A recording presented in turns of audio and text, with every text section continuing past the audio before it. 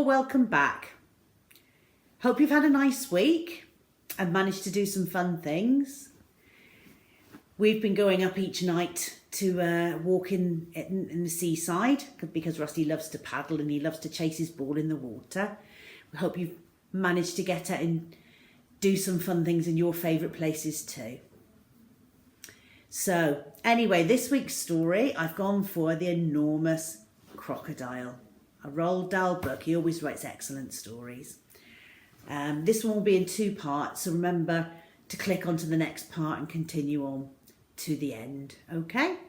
Settle down, relax, get comfortable, and here we go. The Enormous Crocodile.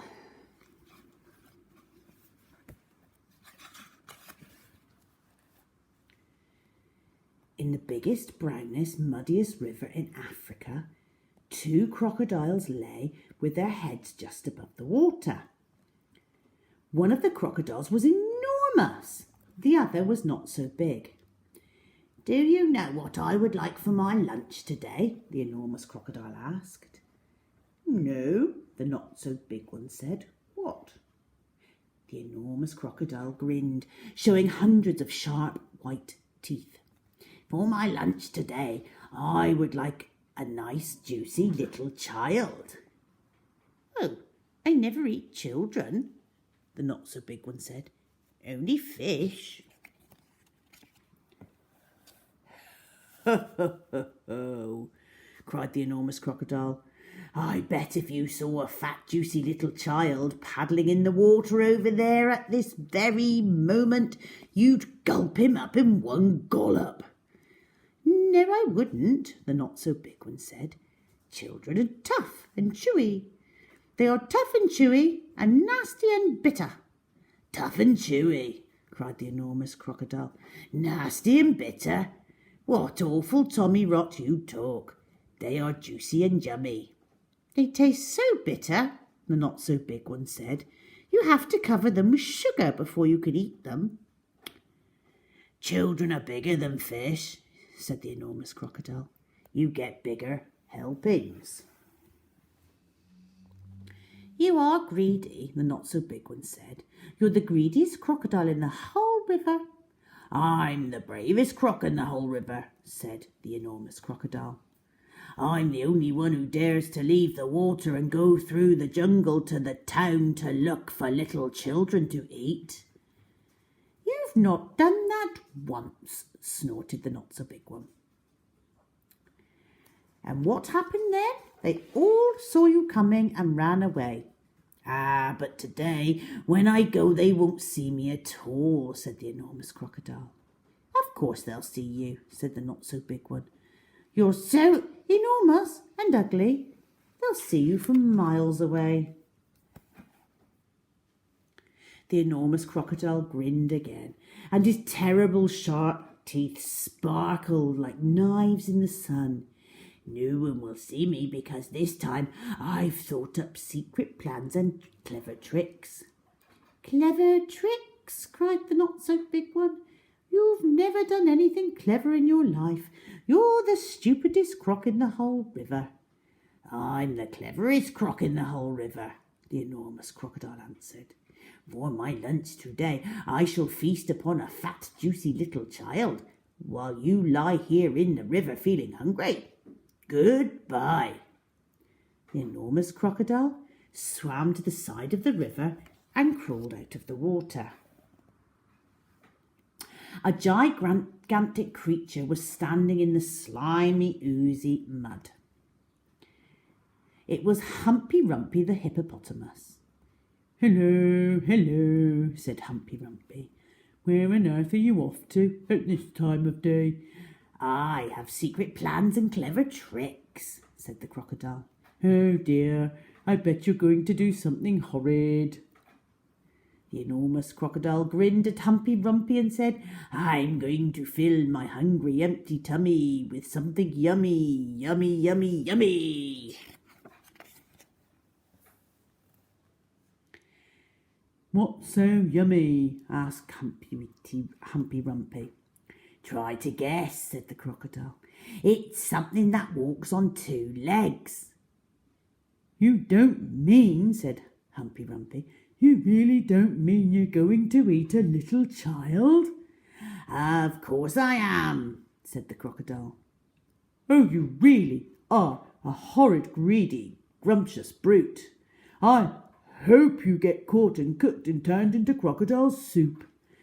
The enormous crocodile laughed out loud, "Ha, ha, ha," at Humpy Rumpy. Then he waddled off into the jungle. Inside the jungle he met Trunky the elephant. Trunky was nibbling leaves from the top of a tall tree, and he didn't notice the crocodile at first, so the crocodile bit him on the leg.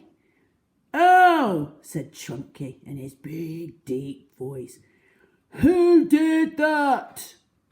"Oh, it's you, you beastly crocodile. Why don't you go back to the big, brown, muddy river where you belong?"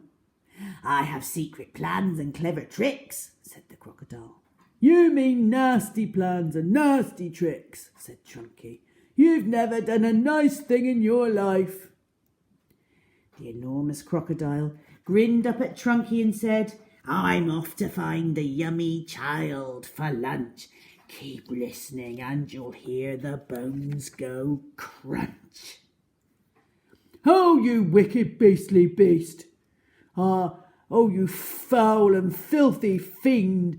I hope you get squashed and squished and squizzled and boiled up into crocodile stew."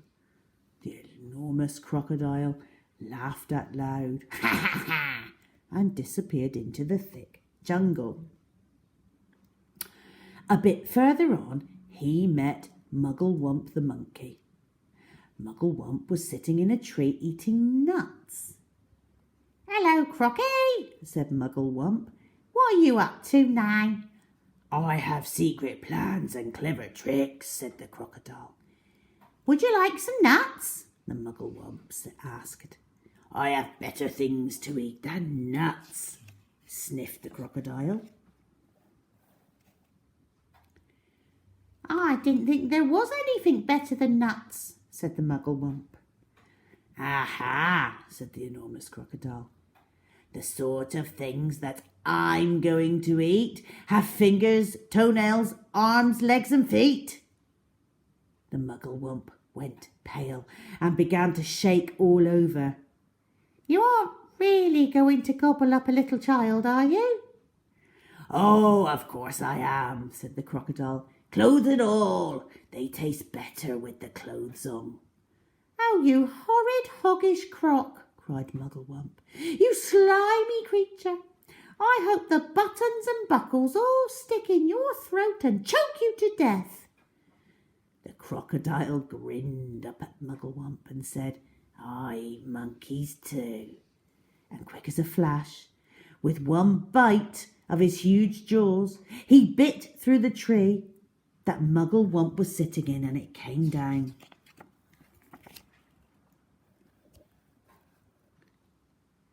But just in time, Mugglewump jumped into the next tree and swung away through the branches. A bit further on, the enormous crocodile met the roly-poly bird. The roly-poly bird was building a nest in an orange tree. "Hello there, enormous crocodile," sang the roly-poly bird. "We don't often see you up here in the jungle." "Ah," said the crocodile, "I have secret plans and clever tricks." "Oh, I hope it's not nothing nasty," sang the roly-poly bird. "Nasty?" cried the crocodile. "Of course it's not nasty. It's delicious."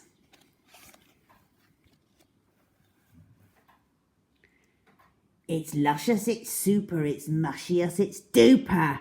It's better than rotten old fish. You mash it and munch it, you chew it and crunch it. It's lovely to hear it go squish." "It must be berries," sang the roly-poly bird. "Berries are my favourite food in the world. Is it raspberries, perhaps? Or could it be strawberries?"